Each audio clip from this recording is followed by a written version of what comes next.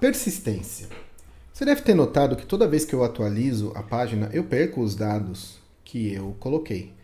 Então eu preciso persistir.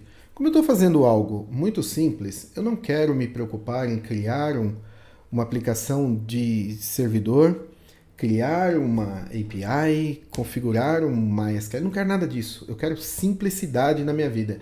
E como eu estou desenvolvendo isso para mim, então guardar isso no local storage para mim me atende assim muito bem. Tá? Então, onde está esse raio de local storage? Aqui no Chrome DevTools, na aba Application, você tem diversas formas de se fazer storage. Então, a mais comum que vem sendo utilizada desde que a web é web são os cookies.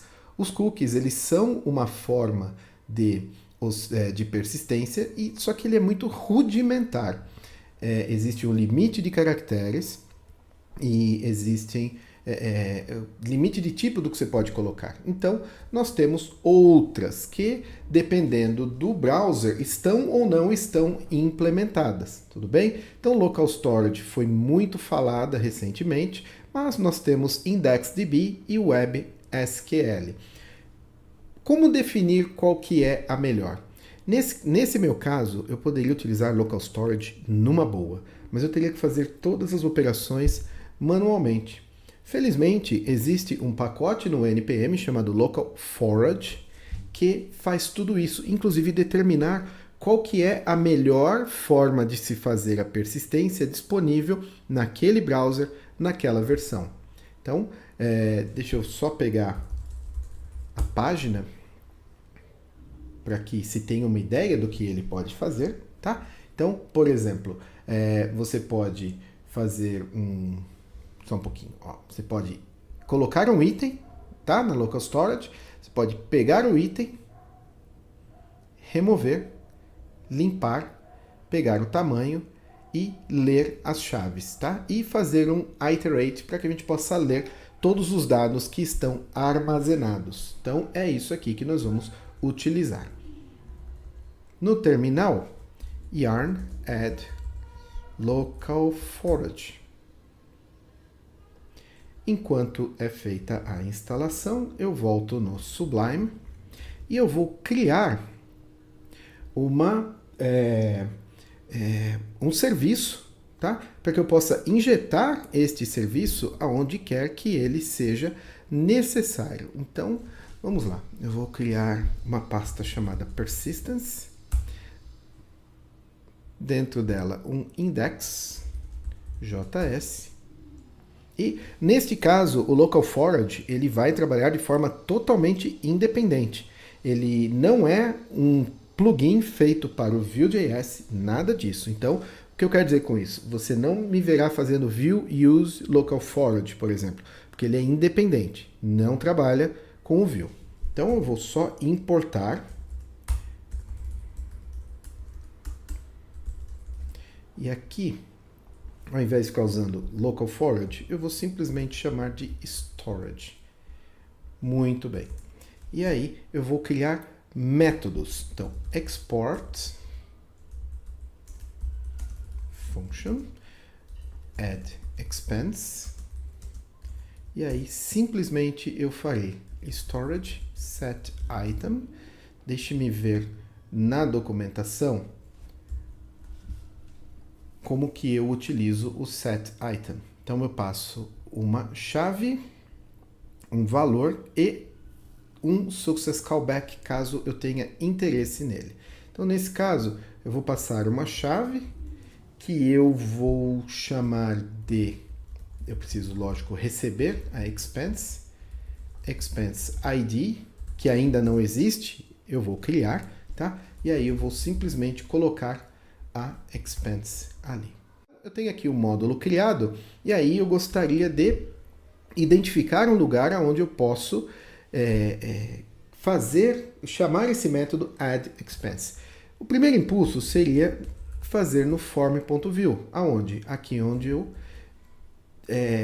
faço o commit na store, certo? Mas eu posso fazer o commit de uma expense pensando já em abstração em outros componentes. Então, o legal seria que eu fizesse na Store. Olha só.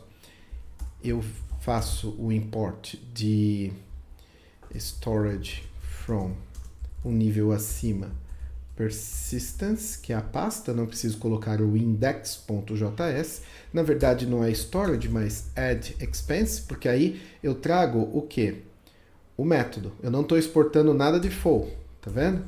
Então, quando eu não exporto default, e aí eu vou exportar outros métodos, a forma de importar é assim, tá? Entre as chaves. Então, add expense, aqui, pouco antes de adicionar no state, eu vou passar o objeto. Mas eu preciso do objeto ID e do objeto. Por quê?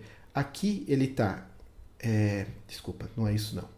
Eu passo só o objeto, mas antes eu preciso pegar o Object ID, que é o quê? Não existe Object ID, porque o Object, tal qual ele sai do meu componente form, ele é simplesmente isso daqui, amount, description e date. Eu não tenho um ID aqui, certo? Mas eu preciso de um ID, porque eu gostaria que esse ID virasse a chave do item que eu vou colocar lá. Então, eu preciso de gerar um ID local aqui. Como que eu faço isso? O próprio Quasar, ele tem uns métodos utilitários. Olha só, eu faço o import desse cara aqui. Aonde? Eu vou fazer aqui no form. Então, importei esse cara. E aí, o ID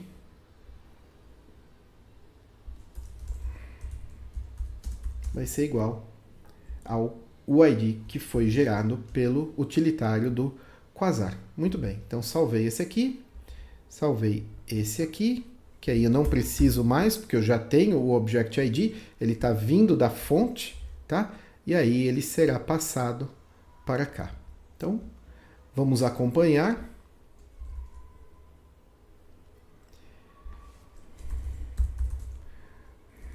E salvei. Ele veio para cá, o que significa que a minha store no Vuex foi abastecida. E aqui em Application, onde foi que ele salvou? Eu desconfio que seja IndexedDB.